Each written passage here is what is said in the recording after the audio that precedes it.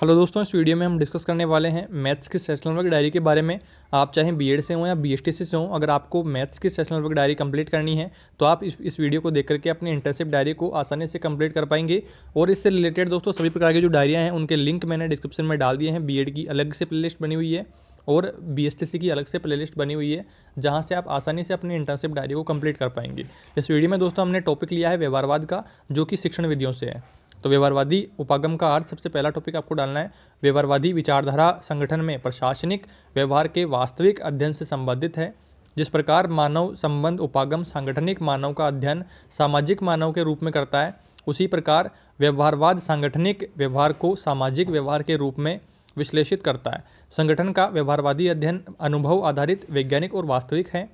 शास्त्रीय विचारधारा के समान व्यवहारवाद भी प्रशासन के औपचारिक सिद्धांतों के विकास का पक्षधर है, जिससे कि वह विज्ञान बन सके। लेकिन इन सिद्धांतों का निर्माण किस प्रकार के अध्ययन से हो, इसमें वह शास्त्रीय विचारकों से भिन्न है। शास्त्रीय विचारधारा का संबंध मनुष्यों के पारस्परिक औपचारिक संबंधों से है, जबकि मानव संबंध विचारधारा का अनौपचारिक सामाजिक संबंधों से। वहीं विचारधारा का संबंध मनुष्यों के आंतरिक मूल्यों से भी है। आगे देखिए, व्यवहारवादी उपागम औपचारिक संगठन को भी महत्व देता है, लेकिन उसका बल है कि मनुष्य के अंतर्मन को जानना भी उतना ही महत्वपूर्ण है जितना कि संगठन की आंतरिक व्यवस्था को। इस प्रकार व्यवहारवाद शास्त्रीय और मानव संबंध विचारधाराओं को के मध्य एक पुल का काम करता है। आगे नेक्स्ट टॉपिक आपको डालना है व्यवहारवाद के उदय और विकास के कारण। तो अतः व्यवहारवाद के उदय और विकास के कारणों को इस तरह रेखांकित किया जा सकता है। पहला कारण है परंपरागत दृष्टिकोण की यांत्रिकता और अमानवीयता। इसमें दूसरा कारण है संगठन का वास्तविक विश्लेषण करने में परंपरागत दृष्टिकोणों की सीमाएं। तीसरा है मानव संबंध आंदोलन का उदय और उसकी प्रेरणाएं। चौथा पॉइंट है पारंपरिक दृष्टिकोणों जैसे वैज्ञानिक प्रबंध, शास्त्रीय विचारधारा, नौकरशाही आदि की सीमाओं को उजागर करने में मानव संबंध विचारधारा की स्वयं की सीमाएं। पांचवा पॉइंट है लोक प्रशासन के स्वरूप को मिलने वाली क्षेत्रीय सांस्कृतिक संकीर्णताओं की चुनौतियां, जिससे उसकी सार्वभौमिक पहचान पर खतरा आया। छठा पॉइंट है लोक प्रशासन को एक व्यवहारिक विशुद्ध विज्ञान बनाने के लिए नवीन वैज्ञानिक प्रविधियों को जरूरत। सातवां पॉइंट है बर्नार्ड साइमन रिंग्स जैसे विद्वानों के व्यवहारवाद संबंधी शोधपरक अध्ययन। अगला टॉपिक है यहाँ पर व्यवहारवादी उपागम की विशेषताएं। तो इसमें देखिए आपको लिखना है व्यवहारवाद में स्टर्न, साइमन, ब्लाउ, मर्टन आदि ने इसकी विशेषताओं को विकसित किया है। पहली विशेषता इन्होंने बताई है नियमितता। व्यवहार की भिन्नताएं होती है लेकिन उनकी नियमित आवृत्ति होती है। दूसरा है क्रमबद्ध वैज्ञानिकता। व्यवहारवाद अध्ययन में वैज्ञानिक विश्लेषण प्रयुक्त करता है। तीसरा पॉइंट है मूल्य निरपेक्षता। यह प्रशासन को विज्ञान बनाने के लिए उसे मूल्य निरपेक्ष आधार प्रदान करना चाहता है, अर्थात तथ्यों पर अधिक बल देता है।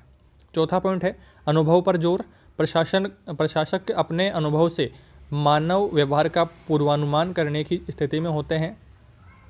पांचवा पॉइंट है यथार्थवाद। यह संगठन के अनौपचारिक व्यवहार के अध्ययन पर बल देता है। छठा पॉइंट है औपचारिक संगठन का पूरक न कि विरोधी। ये उसका विकल्प नहीं है अपितु उसकी कमी को पूरा करता है। अगला टॉपिक आपको डालना है सांगठनिक व्यवहार पर प्रभाव के कारक। तो संगठन में व्यवहार निर्णय से निर्धारित होता है, लेकिन निर्णय भी अनेक सांगठनिक प्रभावों से निर्धारित होता है। तो इसमें पहला है सत्ता।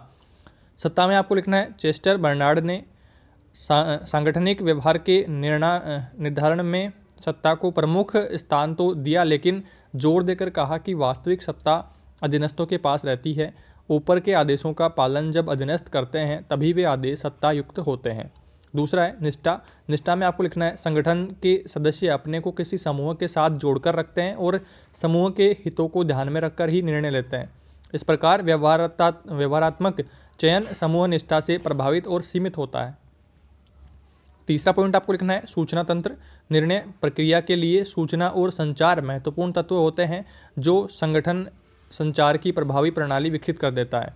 वह व्यवहारात्मक चयन को सीमित करने में सफल हो जाता है।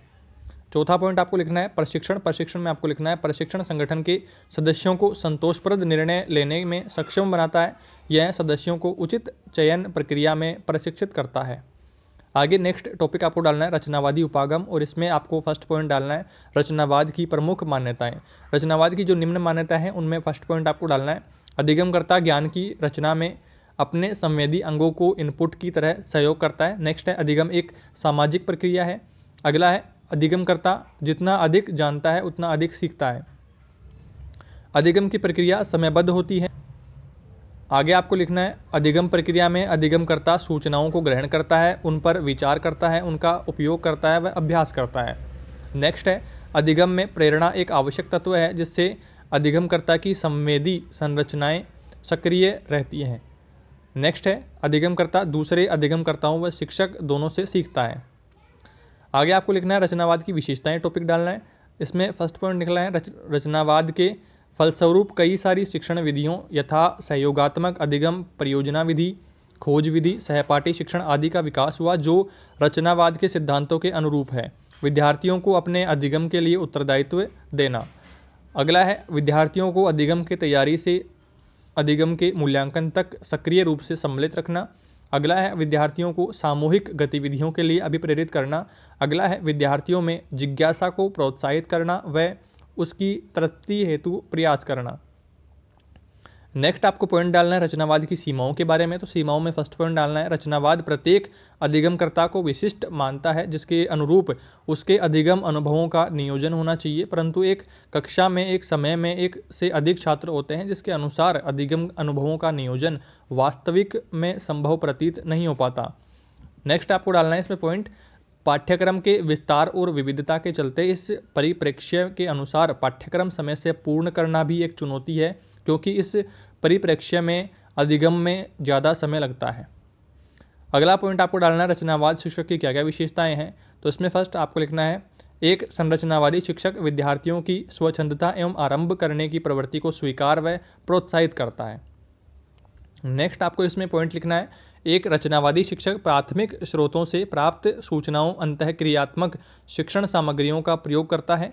आगे आपको इसमें लिखना है नेक्स्ट पॉइंट रचनावादी शिक्षक विद्यार्थियों की अनुक्रिया के आधार पर अध्यापन अनुदेशनात्मक युक्तियों के परिवर्तन अपने पाठ्य सामग्री में परिवर्तन करता है। नेक्स्ट पॉइंट आपको इसमें लिखना है रचनावादी शिक्षक अपनी जानकारी विद्यार्थियों से साझा करने से पहले विभिन्न संकल्पनाओं पर विद्यार्थी की समझ को जानने का प्रयास करता है। अगला पॉइंट आपको इसमें लिखना है रचनावादी शिक्षक विद्यार्थियों को शिक्षक एवं अन्य साथियों के साथ संवाद स्थापित करने के लिए प्रेरित करता है। अगला पॉइंट आपको इसमें लिखना है रचनावादी शिक्षक विद्यार्थियों की जिज्ञासा को विचारोत्तेजक मुक्त प्रश्नों के माध्यम से एवं एक दूसरे से प्रश्न पूछने के माध्यम से प्रोत्साहित करता है।